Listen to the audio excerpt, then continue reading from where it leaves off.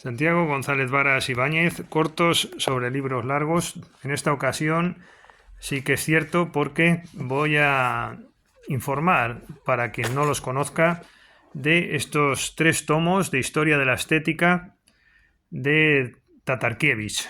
Es un tratado que manejo muy habitualmente y lo recomiendo sobre todo para aquella persona que le guste el tema de la estética y que quiera realmente aprender. Son 3 magníficos tomos con una erudición impresionante. Cierto que acaba en el año 1700. Es decir, estos 3 tomos son, yo los he manejado muchísimo para libros que personalmente estoy haciendo y bueno, se intercalan textos con comentarios del autor. Es un libro clásico de erudición. Y además tiene la utilidad de que a veces las lecturas de textos que se seleccionan, que a mí por cierto me parece un magnífico método, pues esas lecturas de textos te llaman a profundizar en lecturas. A mí me pasó esto, por ejemplo, con Hugo de San Víctor. El tema de la estética en la Edad Media es una auténtica joya, como lo trata el autor. Yo creo que lo más destacado es la época medieval y la época renacentista. Es impresionante el detalle, la cantidad de autores que van saliendo. Bueno, también es apasionante el tratamiento que da Tatarkiewicz a la estética en tiempos de Grecia. Obviamente no vamos a profundizar aquí en estos cortos en todo ello, pero sí quiero informar de este libro para la persona que quiera divertirse, tomar cultura, formación en materia de estética. Bueno, pues salen todos, no sale la estética en Aristóteles, en Platón, pero también personas muy desconocidas, y de vez en cuando se hacen llamadas a libros que no conoce uno, y de ahí tiras del hilo y bueno, y a través de las redes, por ejemplo, una librería, etcétera, pues te haces con más obras interesantísimas todas. Y esto de la estética, bueno, a mí personalmente es un tema que me preocupa mucho. De hecho, este corto lo voy a dedicar a referenciar alguna obra más sobre estética que tengo aquí a mano. Simplemente las voy a citar y expresar mi veredicto, ¿no? Mi veredicto judicial sobre si lo recomiendo o no, a título puramente subjetivo y personal.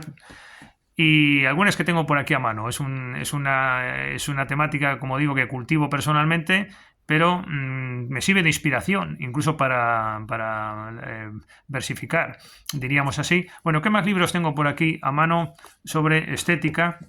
Bueno, pues tengo aquí de Adorno, La teoría estética, un libro, dirá alguno, vaya salto, ¿no? ¿Y qué tiene que ver? Bueno, pues simplemente libros que tengo a mano por aquí de estética. Esta es una obra fundamental para quien se quiera introducir en esta materia.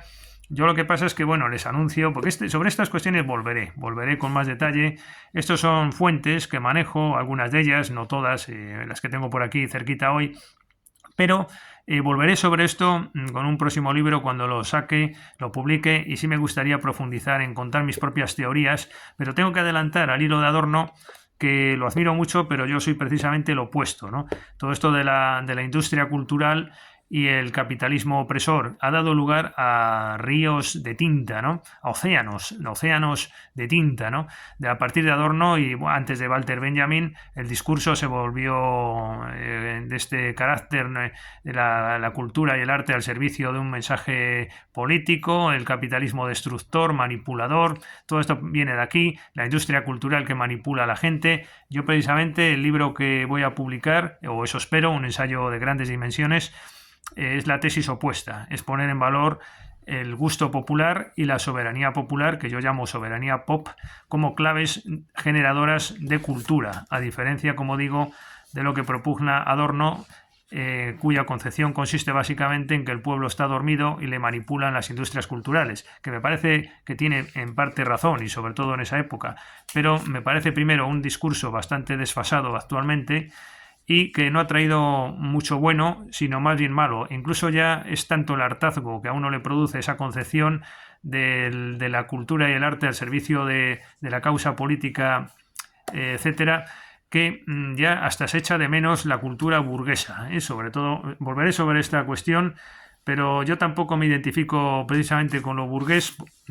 Tengo unas inclinaciones más bien esteticistas o incluso decadentistas, que yo llamo sensacionismo, pero en realidad me distancio de todo este mundo que domina las publicaciones en todas las mejores editoriales españolas. Esto se publica fácilmente y todo sigue el mismo discurso de que la cultura tiene que servir a una causa política. Claro, esto para un esteticista o un Del Casal o un Rubén Darío es que se muere de risa, claro. Bueno, no quiero profundizar demasiado en esto, ya volveré algún día, pero aquí tengo otro libro cerca, Dialéctica de la Ilustración. Yo los libros los subrayo, los tengo machacados. Tengo aquí mucha crítica que he realizado, incluso al concepto de ilustración que aquí se maneja, etcétera, etcétera, pero no voy a... Es un libro altamente recomendable porque es historia de la estética, historia del mundo actual. Todo el mundo actual en la cultura viene de aquí y por tanto son obras ineludibles. Uno los puede compartir sus planteamientos o no, pero la influencia que han tenido es brutal.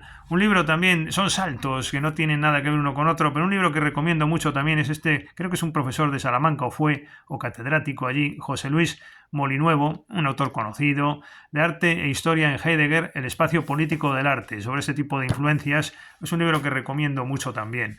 El breviario de estética me ha sabido a poco, de Benedetto Croce, pero es un clásico, todo el mundo lo cita, hay que pasar por ahí, por este libro, pero realmente las concepciones al final no me parecen muy logradas, ¿no? El arte como intuición, etcétera.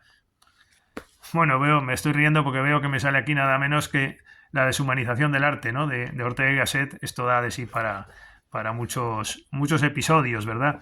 Obras que tengo por aquí.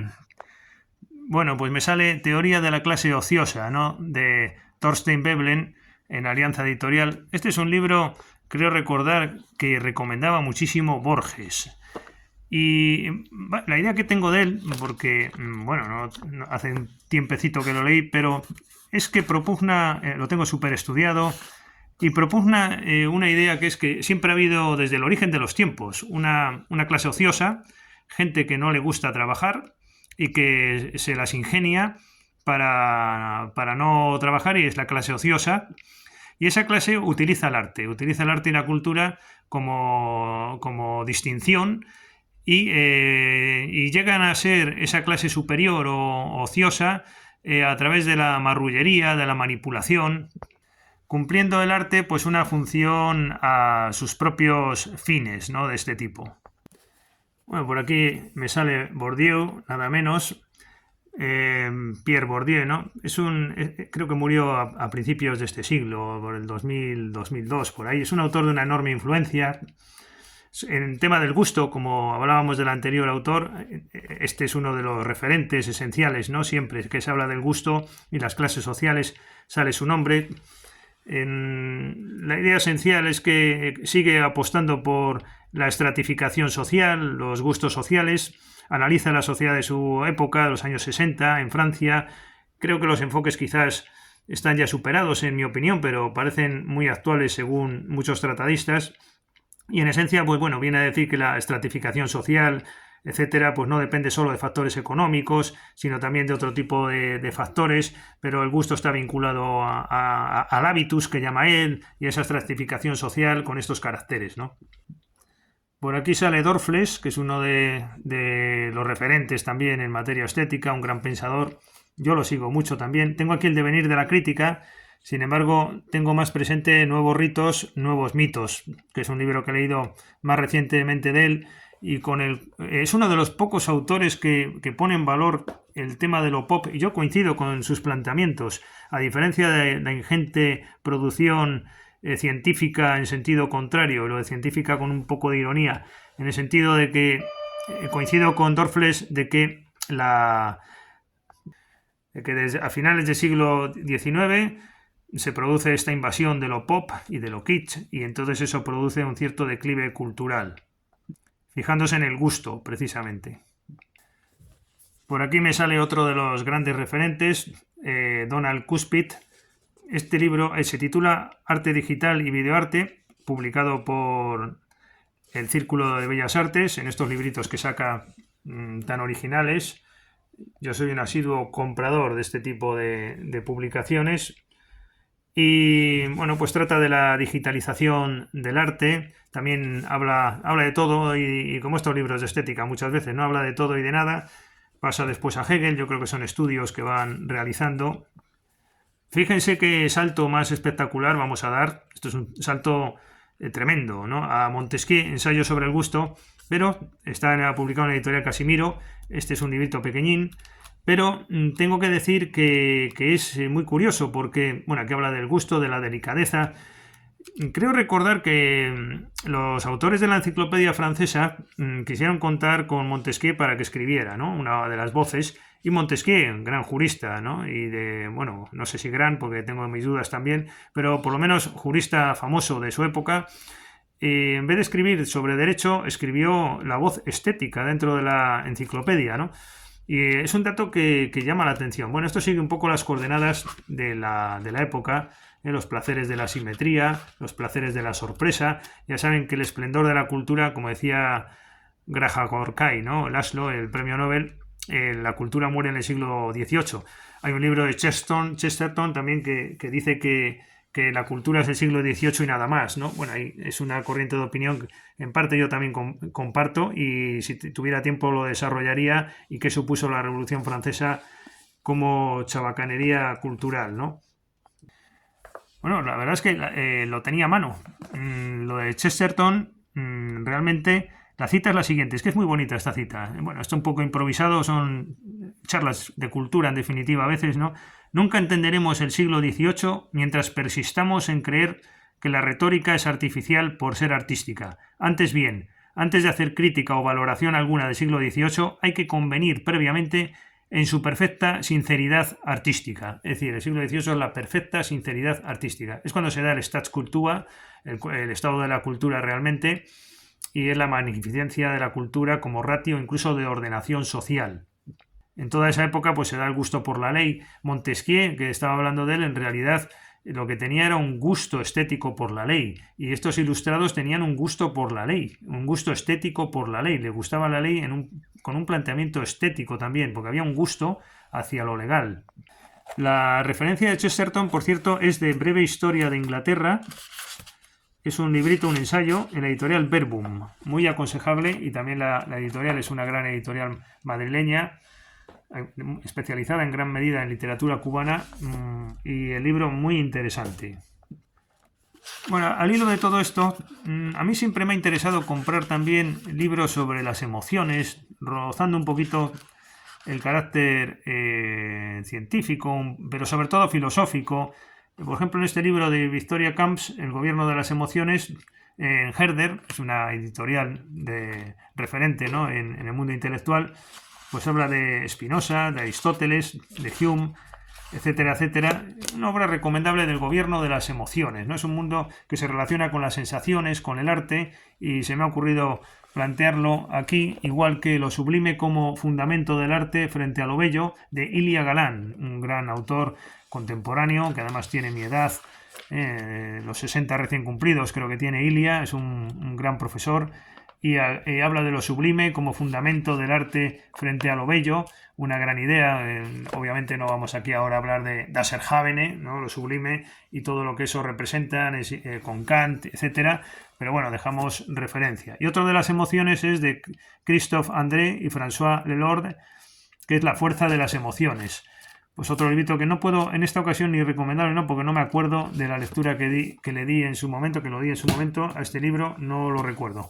Me sale aquí El desencanto, breve historia del pesimismo filosófico en Alemania. Tiene cierta relación colateral de una gran editorial, Guillermo Escolar, una de las mejores editoriales que hay en Madrid, que lleva con mucho cariño su autor, su director, Guillermo Escolar, pero en esta ocasión el libro no me ha convencido. El desencanto, de José Carlos Ibarra Cuchillo.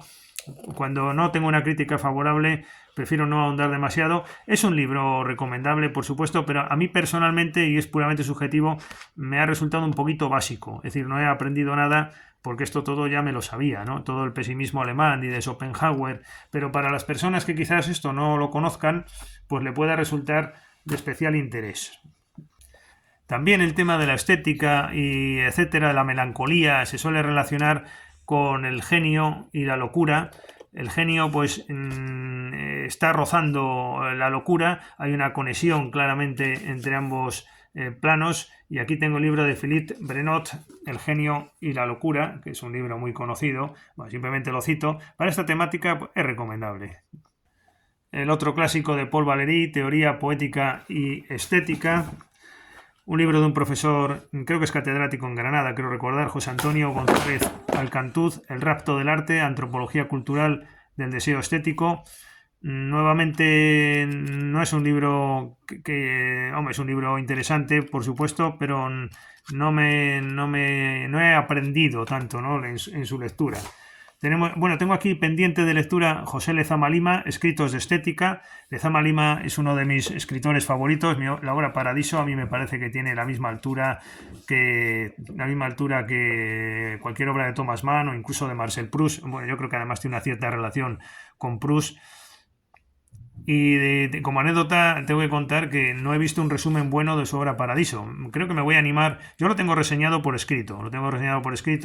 Me he hecho mi propia reseña de un par de folios comentada.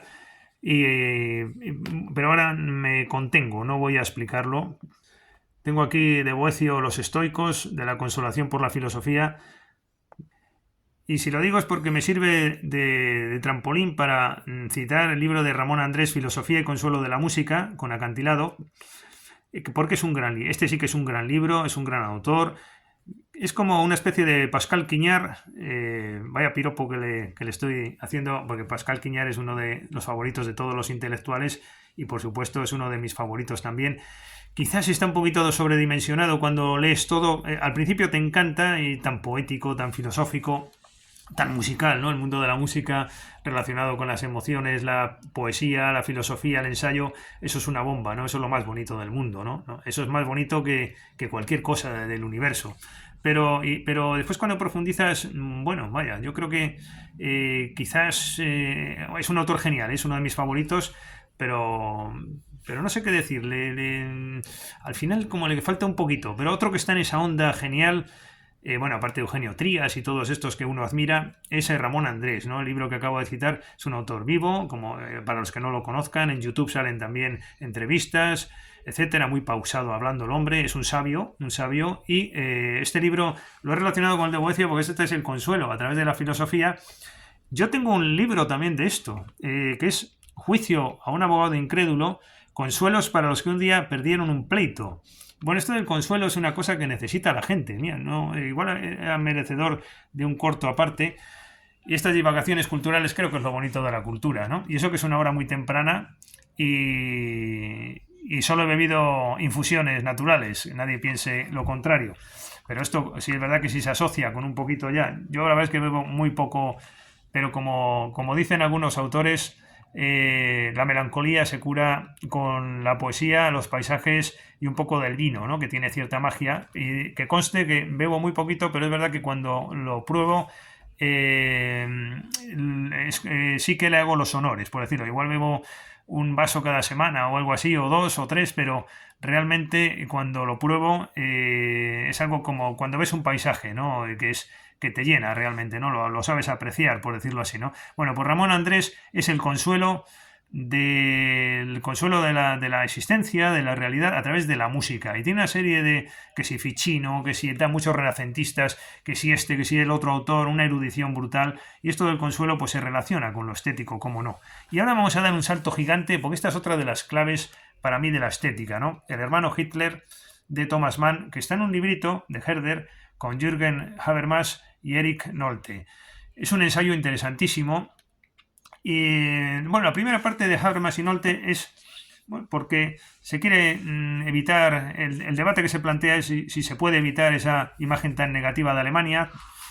Y bueno, y el debate aquí que se plantea creo que es razonable, ¿no? Es decir, hay que asumir la realidad, los males que se hicieron en los años 30 en Alemania, y ese tipo de posiciones al margen de negar esas brutalidades pues no son positivas. Bien, bueno, pero después el hermano Hitler es lo más interesante, que es el de Thomas Mann, porque el otro es de Habermas y de Nolte, pero de Thomas Mann el hermano Hitler es muy interesante. Esto sí que merece un tratamiento muy extenso y es muy complicado de explicar, pero es la relación que tiene el arte con lo más perverso, ¿no? que por cierto Klaus Mann, el hijo de Thomas Mann, lo hizo en Mefístoles, una gran novela muy recomendable. Me gustaría hacer un corto sobre ese largo, pues una novela larga, y hablar también de Klaus Mann y de su vida y de sus tendencias, etcétera. Pero y este hermano Hitler, este ensayo, pues pone en valor esa asociación que estoy comentando, que yo plenamente comparto, entre Hitler y el arte, la esencia del arte, y en la esencia del arte en Alemania. Como Hitler se explica como un engendro de toda la concepción estética alemana precedente. Yo lo comparto plenamente, aquí no me voy a dedicar a explicar eso. Es un tema muy largo y muy denso y clave para entender el presente y lo que supuso la Guerra Mundial y la sociedad que vino después, donde no ha quedado más remedio que asumir la vulgaridad y lo popular, porque lo distinto a eso genera riesgos. O acabamos en un marxismo que es más decadente todavía, que no aporta nada a la cultura, o tenemos lo popular, que es mediocre, pero lo conservador presenta el riesgo del hermano Hitler y hay que tener cuidadito. Por eso la idea de Thomas Mann, esencial en otras obras, es la del arte con contención. Esta es una idea muy importante del estado de la cultura que volveremos. Tengo aquí de Harold Osborne La estética también, de Óscar Cornado, ensayos de teoría escénica, muy interesante, ¿no? El público como factor activo en las representaciones teatrales, etcétera. Me sale también por aquí Vargas Llosa, un ensayo, La civilización del espectáculo, muy conocida, ¿no? Donde pone de manifiesto pues la visión conservadora, un tanto burguesa, diría yo, del arte, que para muchos estará desfasada, un poco decimonónica, pero que no deja de tener cierta razón, ¿no? El autor cuando nos plantea lo que estaba contando ahora, precisamente la mediocridad ambiente en relación con la sociedad actual, donde todo se convierte en un espectáculo, etcétera, etcétera. Otro libro que cae en mis manos de Karl Kraus, La tarea del artista, con la editorial Casimiro, un librito pequeñito. Karl Kraus es uno de los escritores afamados en Alemania. Volveré sobre este autor. También querría comentar de Altenberg y de muchos otros. Un poquito mi especialidad reciente, la literatura alemana de la primera mitad del siglo XX. Y he dado alguna conferencia sobre ese tema. A mí Karl Kraus, sinceramente, pues no me convence. Ya sé que es un autor afamado, que tiene mucho prestigio, etcétera, pero no es uno de los que a mí me llena este autor, ni mucho menos. Este es un libro de aforismos que es un aburrimiento, como todo lo que escribe Karl Kraus. Los últimos días de la humanidad me parece un panfleto pacifista, que yo soy pacifista también, pero no sé cómo lo hace este autor, que me parece aburrido. Y en este libro se da a entender pues que la gente por lo que busca es no entender el arte, sino el placer, y le parece insuficiente al autor, siempre es muy crítico. Es un autor que estaba vinculado al periodismo. Me sale aquí precisamente otro libro, Karl Kraus y su época, con la editorial Trota, que es una gran editorial, pero precisamente yo no es un libro que recomendaría. Y también por aquí Apocalipsis, Karl Kraus. Etienne Gilson, que es, bueno, pues este libro, El amor a la sabiduría, muy citado, pero no dice nada, es convencional. Y este autor sí es realmente interesante, Peter Sloterdijk. No voy a extenderme en comentarios. El desprecio de las masas y Recomiendo en el mismo barco. Son libros interesantes. Y por aquello de la relación de la belleza con lo efímero, ya saben que una de las frases más célebres de Goethe es cuando dice, le preguntan a Zeus, ¿pero qué pasa que algo así como, ¿qué pasa que la belleza solo es efímero? Y dice Zeus, dice, hombre, es que yo solo hago bello a lo que es efímero. Bueno, pues por esa relación, este libro, que es muy interesante, de Miguel Albero, en la gran editorial Abada, y se llama Esto se acaba, Cartografía de lo efímero, un libro muy recomendable. Hay uno de los capítulos precisamente dedicados a la estética y a su relación con lo efímero, aunque es un ensayo sobre lo efímero en general. Por la relación entre lo malvado y el arte, el libro de Francisco Flores Arroyuelo, El diablo en España, con Alianza Editorial, y de George Steiner, Los fragmentos, que siempre tiene relaciones con el arte a través del género de las frases. Bueno, pues nada, esta perorata improvisada sobre libros de estética, con algunas llamadas, algunas introducciones de cuestiones que merecen mayor desarrollo. Muy buenos días.